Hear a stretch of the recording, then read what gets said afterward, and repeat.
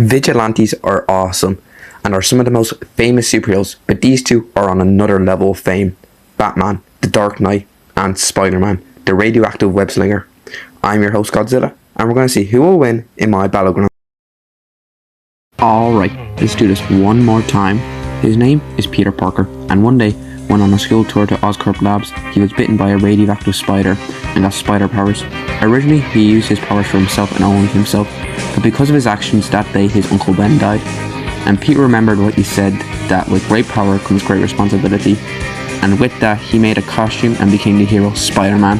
But he couldn't save lives without powers.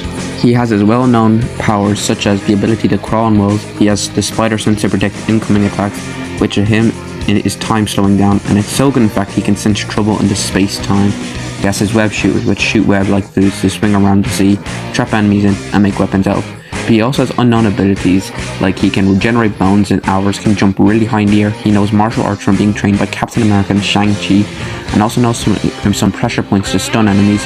He's also impossibly stealthy as described by Daredevil, can resist mind manipulation and illusions, can recover from nerve attacks in seconds, and has a small resistance to memory and possession. Damn, I didn't know Spider-Man had that many abilities, but with great abilities come great feats. He has done some amazing things in his years of being a hero.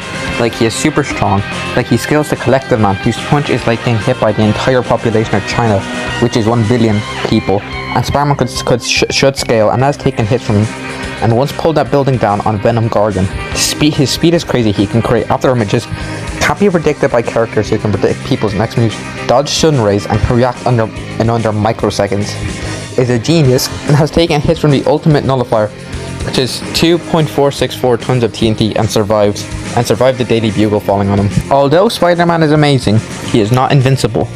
Like his spider sense doesn't always work. Spider sense can be disrupted by specialized drugs, and he usually holds back in his strength in battles, in fear of hurting people too severely. But you won't want to get caught in Spider-Man's web. Hey Sandman, show me what you got. Or better yet, I'll show you! Bruce Wayne was just your normal son of billionaires Martha Wayne and Thomas Wayne, until one day when leaving a theater they took a shortcut down Crime Alley. By the way, who in the hell would take a shortcut down Crime Alley? And because of this, unsurprisingly, his parents died after a robbery went wrong. After this, he went all around the world to learn how to fight and think like a thief to catch thieves. When he came back, he used all his money to buy gadgets and technology to save people as the hero Batman. But he couldn't do without some abilities. Of course, Batman doesn't have any powers, but he doesn't need them when he knows 127 different martial arts. He's a master of stealth who can disappear without characters like Superman knowing he even left. Has mastered all weapons on Earth. He's a master of hacking. Can sense the presence of Deadman, who's an invisible ghost. Is a master detective. He also kind of his own spider sense, as he has instinctive movements, can hypnotize people, knowledge of pressure points, knows a spell that can nullify powers for 1 hour, and can manipulate his own perception of time. But of course, what's Batman without his gadgets? Now, before I start this segment, I won't be giving him Hellbat or the Final Bat or anything like that, as it would be a stump for Batman. But anyway, he has his famous batarangs, which he has loads of different variants of, like explosive ones, remote controlled ones, and sonic ones too. Smoke bombs, stun grenades, gas bombs, grappling hooks, wireless trackers, first aid kits, listening devices, anesthetic gas pellets, and razor sharp gauntlet blades. But he also has vehicles like the Batmobile, Batcycle, Batwing, Batcopter, Batboat, and even a Batrocket. With his training and gadgets, Batman has picked up some incredible feats. Has fought Deathstroke and stalemated him, who is building level. He's faster than his post-crisis counterpart. He has survived the explosion of a submarine and has tanked an explosion that took out the top of a skyscraper, and is an extraordinary genius. Unfortunately, Batman still has weaknesses.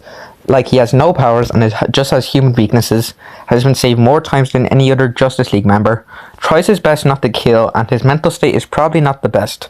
But still, if you're thinking of committing a crime in Gotham at night, you best have second thoughts. What the hell are you? I'm Batman. Alright, the fighters are ready. But first, let's check the votes. 3 for Batman and 7 for Spider-Man. Let's see if they're right or wrong. It's time for a battleground.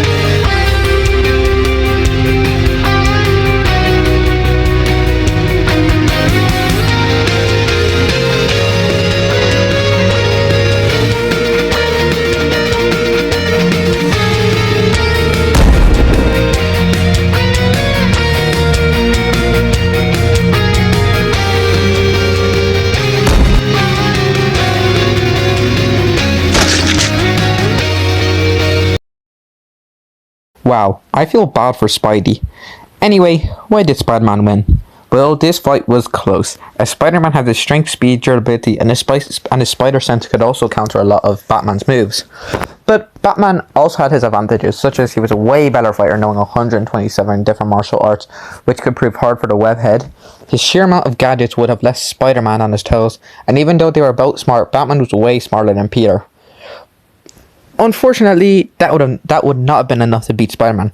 Now, the result of this fight can change depending on the rules of the fight. Like, if Batman had prep time or his Hellbat armor, he would have definitely won. But I feel this would have been unfair for the matchup, and base Batman could still win. Looks like this bat got caught in a web. The winner is Spider-Man. He's no good to me dead.